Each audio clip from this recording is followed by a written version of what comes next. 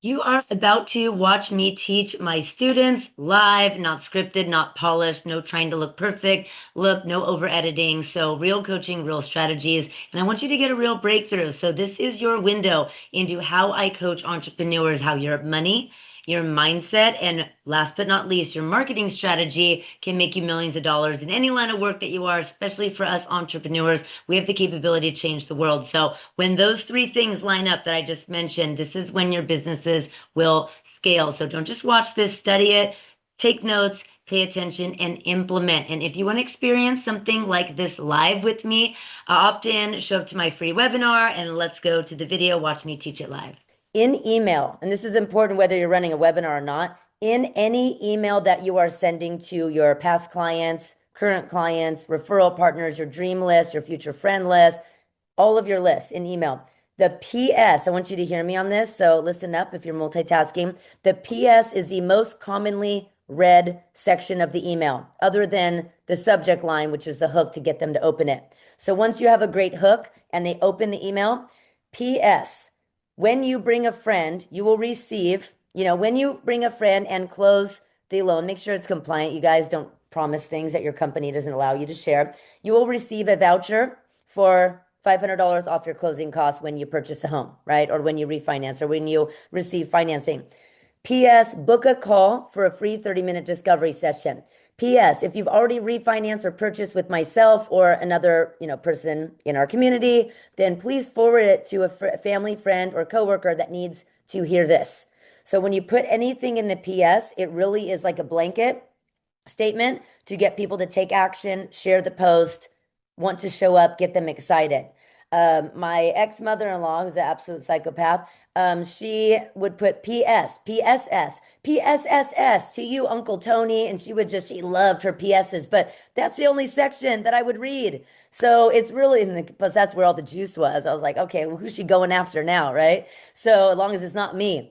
But yes, PS is the most commonly read. So all of your things about $500 voucher, show up to access your credit report, book a free call, share this. If you've already worked with me, share this with a friend, family member, or coworker that needs to hear this. Zoom link here, and then put the Zoom link again or put the call to action there. Okay. So awesome, awesome. So Manuel. Good morning. Does PS ever work on a reel or you know what I mean, like a post? Yeah.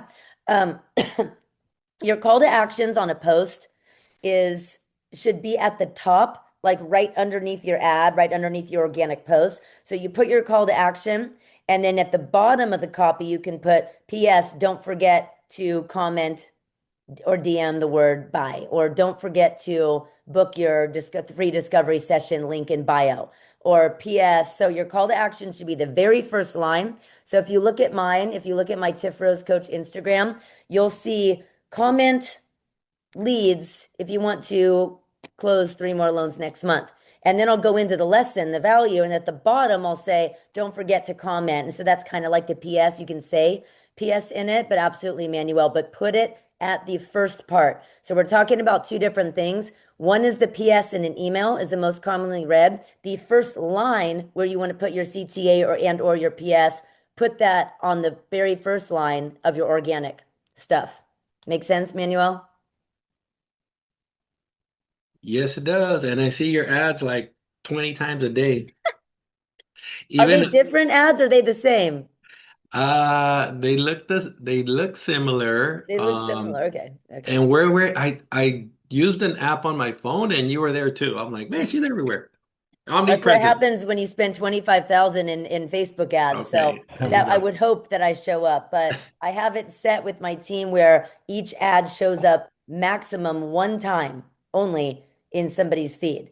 So you might be seeing different creatives, but if you see the same video, any of you like 3 times, stick it in the private Facebook group because I want to know. I want to know if Mark Oh, Zuckerberg's sabotaging me. Okay. My team needs to know. um, on the landing page too, where they go to register, I did put in there because we have an app at Edge that we can subscribe to, and it's basically it kind of keeps them in contact with us because it has all our information in there. So I have that as a free tool for them for attending the webinar, and it in the slide presentation, the last slide because they have to be there for the entire event to get access to the app. I put the QR code in there for them to scan so they can download it Mhm. and register for it as well. So Great. Okay, great. that's like something to tease them with at the very end. Yep. And I cannot stress it enough. I want to see all of your stuff before you put money behind it. Play around with the Uh-huh. organic stuff, you guys, all day long. That's great. You're learning, you're building up the muscles, you're practicing consistency.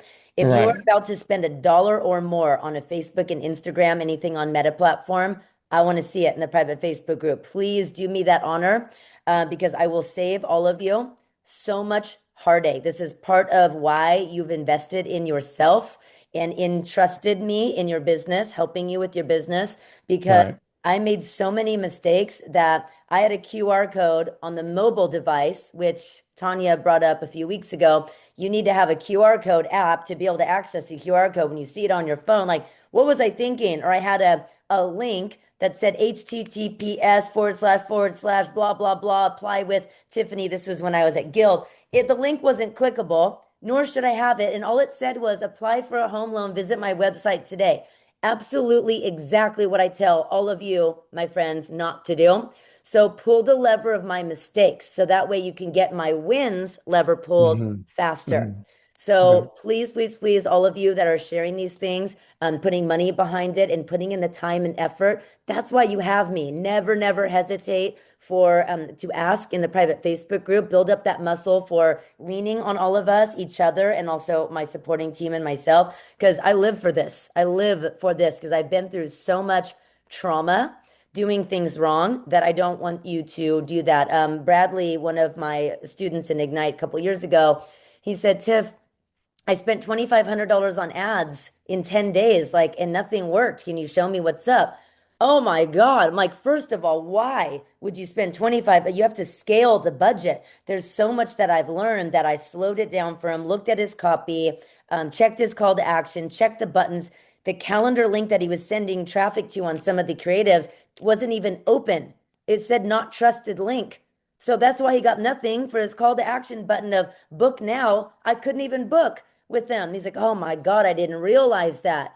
So there's a lot of things that I've done, some really bad moves that I want to save you the pain from. Okay. Yeah, Awesome. I Awesome. test everything out, including the Yeah. email sequences, and I do mock testing. That comes from my IT background. So Good. Yes. Is that Nicholas talking? I think yes. so. Good. Yeah. Good. Okay. Awesome. Awesome. Um, Tiff, before you go on, so Joan had a question. You know that section you said don't give away the product. Does it also apply to content? Because you said for the ads, but content. yes. Absolutely. Anything that you're doing, you're okay. So if it's organic, you want to give value, but you want to be the solution, show that you're the solution to the problem. And ChatGPT can help you with this. Like, I want to be the solution without giving the product away. Can you give me 3 reels regarding this? So ChatGPT will help all of us organize our brain. We don't need me to put it in a script and, put it in the resources. Use chat for that. But you can give value like top three. I always use this example. Top 3 misconceptions of a first-time homebuyer that you need 20% down. That's absolutely not true. I've helped tons of people with less money down than that. So I'm not saying I've helped tons of people get an FHA loan. I'm just saying I've helped dozens of people with way less than 20% build generational wealth and buy a house. Number two, that you don't need perfect credit. I don't say that I helped somebody with a 580 credit score with an FHA loan. Okay. Is that landing with you? So, and that you call a realtor first. I'm the one that helps you come up with a plan. I don't say I help you get a conditional approval and help you, blah, blah, blah. I don't give the exact solution away, but I show that I have the solution. So part of the value is almost like you're telling them what you help with, but you're not telling them how. So what, not how. If you're taking notes, handwritten notes, write that down. Always give them what, not how.